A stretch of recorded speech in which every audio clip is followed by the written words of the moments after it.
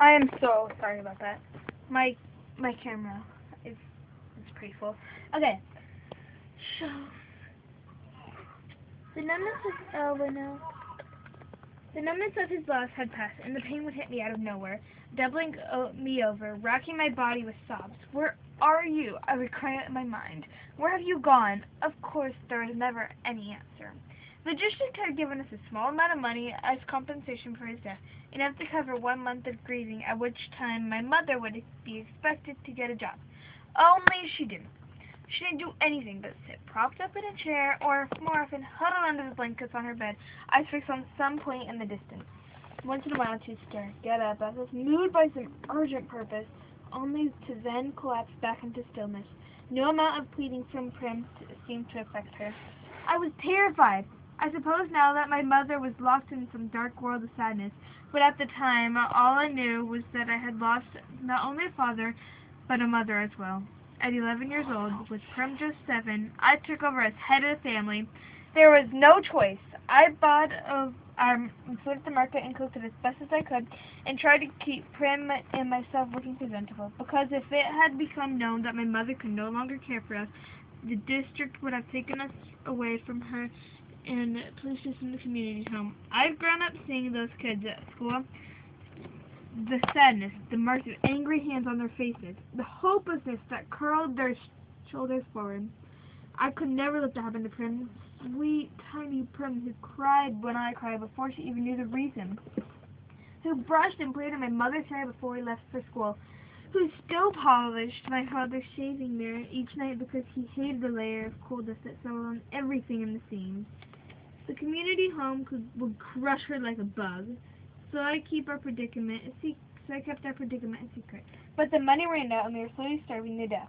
There's no other way to put it. I kept telling myself if I could only hold out until May, just May 8th, I would turn 12 and be able to sign up for the test array and get the precious grain and oil to feed us. Only there was still several weeks to go. We would only be dead. We could well be dead by then.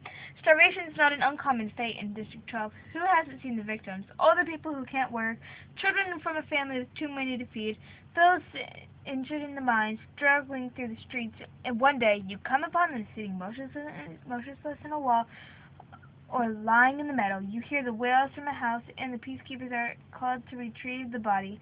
Starvation is never the cause of death officially. It's always the flu or exposure or pneumonia, but that fools no one. On the afternoon of my cat and his feet in my life, the rain was falling in relentless icy sheets. I had been in town trying to trade some of the threadbare old baby clothes of Prim's in the public market, but there were no takers. Although I had been to the Hob on several occasions with my father, I was too frightened to venture into that rough, gritty place alone. The rain had soaked through my father's hunting jacket, leaving me chilled to the bone. For 3 days we had nothing but boiled water with some old dried mint leaves I'd found in the back of the cupboard. By the time the market closed, I was shaking so hard I dropped my bundle of baby clothes in a puddle of mud. I didn't pick it up for fear I would kneel over and then be unable to gain to my feet. Besides, no one of those clothes.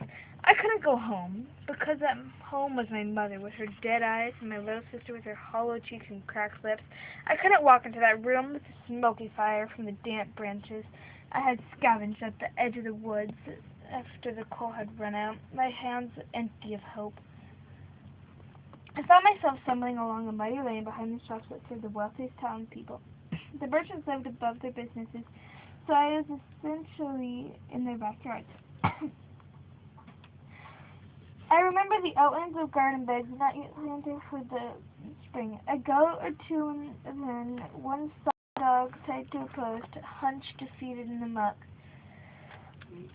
All forms of stealing are forbidden in District 12, punishable by death, but it crossed my mind that there might be something in the trash bins, and those are fair game. Perhaps a bone in the butcher's set, or rotted vegetables at the groceries. Something no one but my family was desperate enough to eat. Unfortunately, the bins had just been emptied. When I passed the baker's, it smelled fresh bread with silver lining. I felt dizzy. The ovens were in the back, and a golden glow spilled spilled out the open kitchen door. I stood mesmerized by the heat and the luscious scent until the rain interfered, running its icy fingers down my back, forcing me back to life. I lifted the lid to the baker's trash bin and found it spotlessly, heartlessly bare. Suddenly a voice was screaming at me, and I looked to see the baker's wife telling me to move on, and did I want her to call the peacekeepers, and how sick she was of having those brats from the seams pawing through her trash. Those words were ugly, and I had no defense. As I carefully replaced the lid back and backed away, I noticed him, a boy with blonde hair peering out from behind his mother's back. I'd seen him at school. He was in my year, but I didn't know his name. He stuck with the town kids, so how would I? His mother went back into the bakery, grumbling, but he must have been watching me as I made my way behind the pen that held their pig and leaned against the far side of an old apple tree. The realization that I'd have nothing to take home had finally sunk in. My knees buckled and I slid down to the tree trunk to its roots. I was too much. It was too much. I was too sick and weak and tired, and oh, so tired. Let them call the peacekeepers and take us to the community home, I thought. Or better yet, let me die right here in the rain. There was a clatter in the bakery, and I heard the woman screaming again and the sound of a blow, and I vaguely wondered what was going on. Feet sloshed toward me through the mud, and I thought, it's her. She's coming to drive me away with a stick. But it wasn't her. It was the boy. In his arms he carried 2 large loaves of bread that must have fallen into the fire because the crusts were scorched wet. His mother was yelling, "Feed it to the pig, you stupid creature. Why not? No one decent will buy burned bread." He began to tear off chunks from the burned parts and toss them into the trough. And the front bakery bell rung, and the mother disappeared to help a customer. The boy never even glanced my way, but I was watching him because of the bread, because of the red wheal that stood out on his cheekbone. What had she hit him with? My parents never hit us. I couldn't even imagine it. The boy took one look back to the bakery as if checking the coast was clear, then his attention back on the pig. He threw a loaf of bread in my direction. The second quickly followed, and he slouched back to the bakery, closing the kitchen door tightly behind him. I'm not going to read the rest because you get the point. And I'm running out of time. Yeah. You have like 7 minutes, 13 seconds on that. Okay. I'm going to go fast with these. Number 14, draw a picture of your arena. So make an arena that, make any arena you want and just draw a picture. Hi, Kathy. Hey, Kathy. Number 15, dress Good one, girl. Leave. Number 15, dress a Katniss for one Halloween. I'm going to do that personally. You have 2 Halloweens to go through, so you should definitely do it. Number 16, buy Hunger Games merchandise. Done it.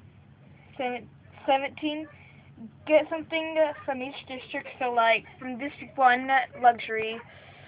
Buy, I don't know, something. Luxurious. Luxurious item. Sorry about this. But for number 4, buy something that would go with fishing items or something. And with number 12, just buy, like, anything you want, I guess. Like, something for, clothes, I guess. But it has to do something with their product. I'm going to see if I can get this to look at me.